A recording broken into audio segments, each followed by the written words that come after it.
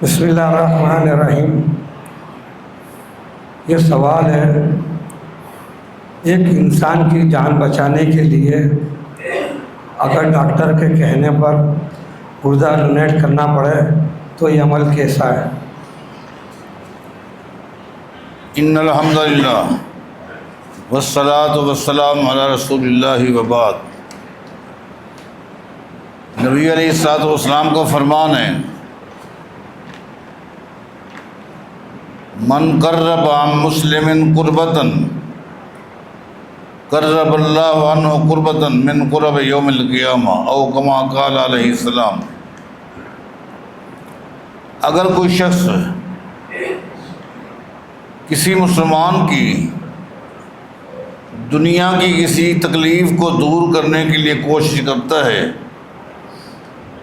تاکہ اس کی تکلیف دور ہو جائے، تو اس کے بدلے اللہ تعالیٰ قیامت کے دن اس کی تکلیف کو دور کر دے گا۔ دیکھیے، ایک شخص اپنی تکلیف کو دور کرنے کے لیے آپریشن کے لیے تیار ہوتا ہے۔ کبھی آنکھ کا آپریشن ہو رہا ہوتا ہے، کہیں گردے کا آپریشن ہو رہا ہوتا ہے، کہیں جگر کا، کہیں دل کا۔ یہ بھی ایک تکلیف ہے، لیکن انسان اپنی تکلیف کو دور کرنے کے لیے یہ آپریشن کے لیے تیار ہوتا ہے۔ تو اگر کسی اور مسلمان بھائی کی تکلیف کو دور کرنے کے لیے وہ آپریشن کے ذریعے ایک گردہ ڈونیٹ کرتا ہے تاکہ اس کی بھی زندگی، اس کی تکلیف بھی دور ہو جائے، میں بھی انشاءاللہ زندہ رہوں گا، یا کسی انسان کا جگر کا کوئی حصہ خراب ہونے لگا ہے اور ڈاکٹر حضرات کہتے ہیں اگر کوئی شخص اپنے جگر کا کوئی پیس دے دے گا تو وہ بھی زندہ رہے گا، یہ بھی زندہ رہے گا، اس کی بھی تکلیف دور ہو جائے گی، اس کی بھی تکلیف دور ہو جائے گی۔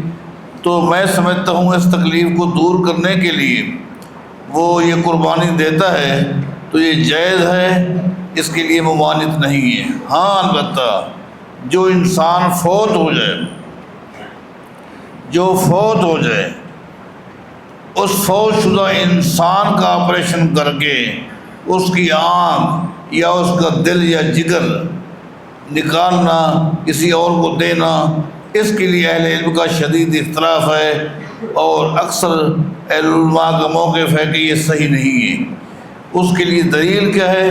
وہ بھی دلیل یہ ہے کہ نبی علیہ السلام کا فرمان ہے کہ کسی مردہ انسان کی ہڈی کو توڑنا ایسا ہے جیسا کسی زندہ انسان کی ہڈی کو توڑنا ہے۔ تو جس طرح ایک زندہ انسان کو اس کی ہڈی کو توڑنا، تکلیف دینا ناجائز ہے، اس کی انگلی بھی توڑ دیں گے تو اس انگلی کے توڑنے پر 10 اونٹ دینے پڑیں گے، ہاتھ توڑ دیں گے، بازو توڑ دیں گے، اسلام نے اس کے لیے باقاعدہ دیت بتائی ہے۔ لہذا جس طرح زندہ انسان کو اس طرح کی تکلیف اس انداز میں پہنچانا ناجائز ہے، مردہ انسان کو آپریشن کر کے اس کا جسم کا حصہ نکال کے کسی اور کو ٹرانسفر کرنا، اس کی جمہور علماء کہتے ہیں کہ یہ عمل صحیح نہیں ہے۔ لیکن انسان اپنی زندگی میں اپنی مرضی کے مطابق، اپنی مرضی سے، اپنی خوشی سے کسی کے ساتھ یہ نیکی کرتا ہے تو یہ عمل جائز ہے، اور یہ نیکی کرنا اجر و ثواب ہی ملے گا انشاءاللہ، واللہ اعلم بالصواب۔ سوال ہے، ایک شخص کا معمول ہے کہ جب بھی فرض نماز کا وقت ہو جاتا ہے تو اپنے گھر پر ہوتا ہے یا دکان پر وہ اقامت کہہ کر وہیں نماز پڑھنا شروع کر دیتا ہے، اور دلیل کے طور پر چرواہے والی حدیث پیش کرتا ہے، اور کہتا ہے کہ اگر اخلاص کی بنیاد پر چرواہے کے پیچھے فرشتے سب بنا سکتے ہیں تو میرے پیچھے بھی بنا سکتے ہیں۔ ہمیں اس مسئلے پر تفصیلی جواب چاہیے۔ دیکھیے، پہلی بات یہ ہے کہ دین اسلام نے ایک مسلمان مرد کو حکم دیا ہے کہ وہ ہر ممکن کوشش کریں کہ مسجد میں اور جماعت کے ساتھ نماز پڑھیں۔ ہر مسلمان مرد کے لیے یہ حکم ہے کہ وہ ہر فرض نماز مسجد میں اور جماعت کے ساتھ پڑھیں، اس کے لیے کوشش کرنی چاہیے۔ بلکہ آپ کو معلوم ہے کہ نبی علیہ السلام نے ایک موقع پر تو یہاں تک فرما دیا تھا لقد ہممت ان آمر بحطب فیحتطب، میرا دل کرتا ہے کہ میں ایک شخص کو کہوں کہ وہ اذان دے، ایک شخص کو کہوں کہ وہ نماز پڑھے، اور میرا دل کرتا ہے کہ میں راؤنڈ لگاؤں اذان ہو جانے کے بعد، نماز کھڑی ہو چکی ہے، کون لوگ ہیں اپنے گھروں میں بیٹھے ہیں، میرا دل کرتا ہے کہ جا کر ان کے گھروں کو آگ لگا دوں۔ لیکن مسئلہ یہ ہے کہ گھر میں خواتین بھی ہوتی ہیں جن کا مسجد میں آ کر پڑھنے کے لیے اتنی زور اور تاکید نہیں ہے، معصوم بچے بھی ہوتے ہیں، تو یہاں اس حدیث میں کتنی تاکید ہے، وعید ہے۔ رحمت للعالمین صلی اللہ علیہ وسلم فرما رہے ہیں میرا دل کرتا ہے میں گھروں کو آگ لگا دوں۔ اور یہ بھی بڑی مشہور حدیث ہے، آپ نے بارہا سنی ہے کہ نابینے نے آ کے نبی علیہ السلام کے سامنے اپنی پریشانی کو رکھا اور کئی عذر رکھے جو کہ جائز تھے۔ کیا کہا؟ انا ضریر، یہ بھی ایک عذر ہے، اللہ کے نبی صلی اللہ علیہ وسلم انا ضریر، میں نابینا ہوں۔ دوسری بات یہ شاہ سے ادار ہے، میرا گھر مسجد سے کافی دور ہے، یہ بھی ایک دلیل ہے کہ گھر میرا مسجد سے دور ہے۔ تیسری دلیل کیا تھی؟ ولیس لی قائد یقودنی الی المسجد، کوئی ایسا آدمی بھی نہیں ہے جو میرا ہاتھ پکڑ کر مسجد میں لے جائے، تو کیا اس کنڈیشن میں گھر میں نماز پڑھ سکتا ہوں؟ آپ نے ظاہری اس کی کنڈیشن کو دیکھ کر کہہ دیا کہ ٹھیک ہے، وہ چل پڑا، ادھر جبریل وہی لے کر آ گئے، آپ نے دوبارہ بلایا، آپ نے فرمایا هل تسمع النداء، جب اذان ہوتی ہے تو اذان سنتا ہے؟ اس نے کہا اذان کی آواز تو آتی ہے، قال فاجب، فرمایا اب بھی تمہیں بھی جماعت کے ساتھ نماز پڑھنی ہوگی۔ اور صحیح مسلم میں ایک چوٹی کے محدث کا ایک خطبہ ہے مختصر۔ چوٹی کے محدث کون ہیں؟ عبداللہ بن مسعود رضی اللہ عنہ۔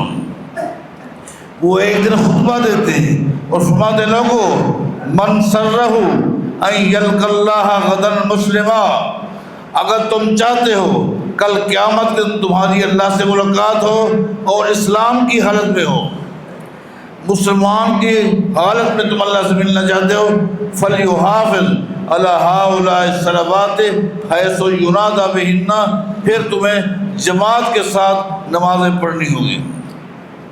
آگے فرمانے لوگو ولو صلیتم فی بیوتکم، اگر تم نے مساجد کو جماعت کو چھوڑ کر گھروں میں نماز پڑھنا شروع کر دی، لترکتم سنت نبیکم، اپنے نبی کی سنت کو چھوڑ بیٹھو گے، ولو ترکتم سنت نبیکم لضللتم، اگر نبی کی سنت چھوٹ گئی تو تم گمراہ ہو جائے گے۔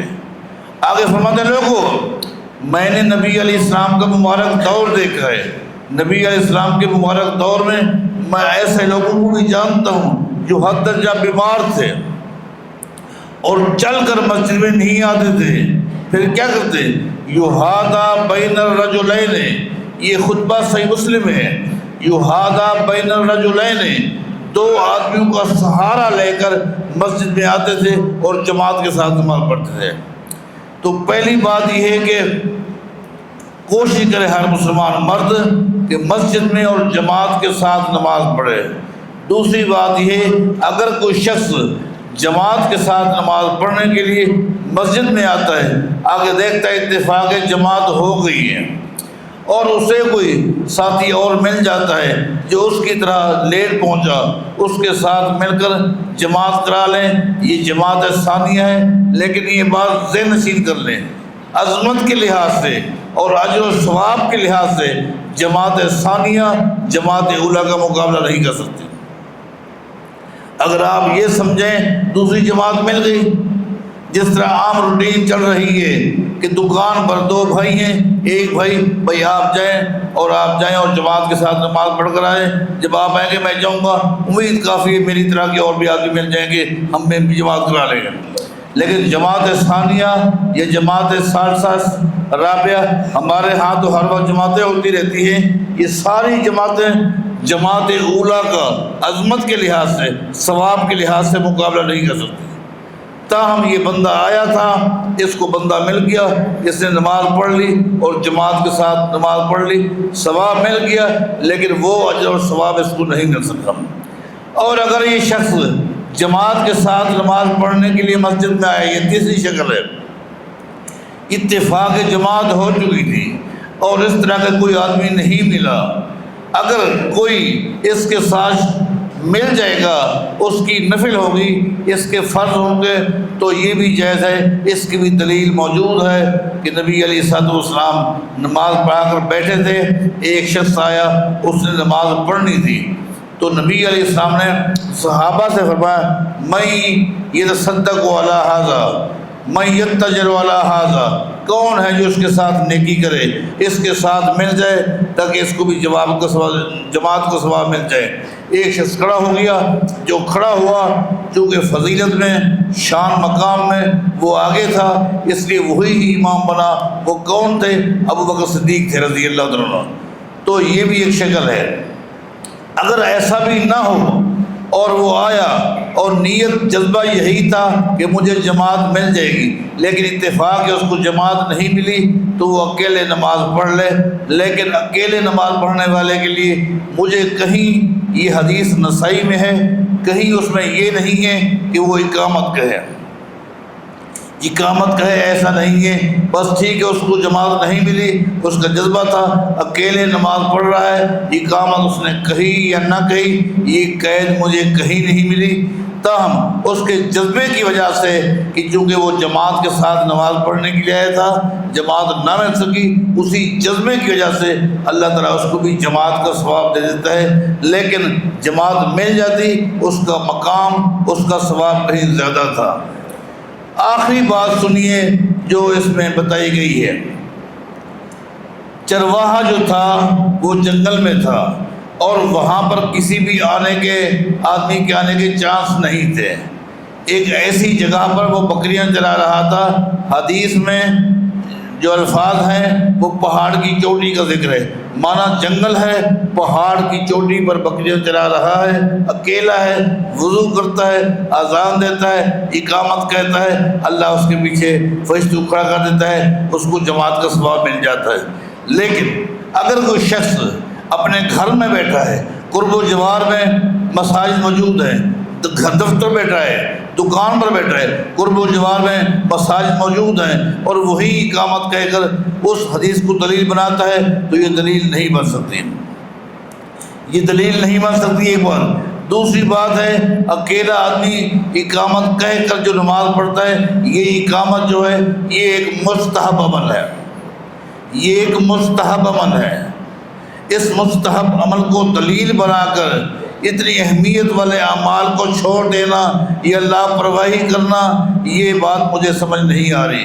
یہ تو ایک مستحب عمل ہے، یہ تو صحابہ کرام سے ثابت ہے، جیسا کہ سیدنا انس بن مالک رضی اللہ تعالیٰ عنہ سے بھی ثابت ہے کہ وہ صبح کی نماز کے لیے مسجد میں گئے، اس کے ساتھ کچھ اور ساتھی بھی تھے۔ آگے گئے، دیکھا تو جماعت ہو چکی تھی، تو انہوں نے دوبارہ آذان بھی کہی اور اقامت بھی کہی، آذان بھی کہی، حالانکہ اذان بھی ہو چکی تھی، جماعت بھی ہو چکی تھی، دوبارہ اذان کہی، اور فتح الباری کے اندر موجود ہے، حدیث صحیح ہے، اذان بھی کہی، اقامت بھی، اور جماعت کے ساتھ نماز پڑھی۔ تو یہ دوبارہ اذان کہنا یہ بھی ایک مستحب عمل ہے۔ اسی طرح اکیلا آدمی اگر اقامت کہتا ہے تو یہ ایک مستحب عمل ہے، اور یہ اس کنڈیشن میں ہے اس کو معمول بنانے والا آدمی صحیح موقع پر نہیں ہے، اور مساجد کے ساتھ اس کا تعلق کم ہوتا جا رہا ہے، نمازیوں سے وہ کرتا جا رہا ہے، الگ تھلگ ہو رہا ہے۔ در حقیقت اس آدمی کے اوپر شیطان کا حملہ ہے، اور نبی علیہ الصلوۃ والسلام کے فرامین آپ جانتے ہیں، عبداللہ بن مسعود کا خطبہ بھی آپ نے سن لیا، لہٰذا یہ ایک مستحب عمل ہے، یہ مستحب عمل ہے۔ ایسا نہیں ہے کہ جب بھی آپ نماز پڑھیں اقامت کہیں اور یہ نیت کر لیں کہ انشاءاللہ اللہ تعالیٰ مجھے بھی جماعت کا ثواب دے دے گا، یہ آپ کا عمل صحیح نہیں ہے۔ صحیح یہ ہونا چاہیے آپ مساجد میں جماعت کے ساتھ نماز پڑھیں، ہر ممکن وہاں مسجد میں ہی جائیں، کوشش کریں، یہ تو ایک اتفاقی عمل ہے۔ اگر کوئی شخص ایسی جگہ پر رہتا ہے، جنگل میں رہتا ہے، یا قرب و جوار میں مساجد نہیں ہے، یا مساجد ہیں اس کا جانا فتنہ ہے، خطرہ ہے، اور وہ اس کا جانا انتہائی مشکل ہے، اس کو جان کا خطرہ ہے، پریشانی ہے اس کنڈیشن میں، اور گھر میں ہے تو ٹھیک ہے، اس کنڈیشن میں اپنے معصوم بچوں کو، اپنی بیوی کو ساتھ ملا کر پھر وہ جماعت کرا سکتا ہے، اقامت بھی کہے۔ یہ نہیں ہے وہ دکان پر بیٹھا ہے، یہ دفتر میں ٹائم ہو گیا ہے، اٹھتا ہے اور اقامت کہہ کے اپنی نماز پڑھتا ہے کہ مجھے جماعت کا ثواب مل جائے گا، اس کا یہ عمل صحیح نہیں ہے۔ واللہ اعلم بالصواب۔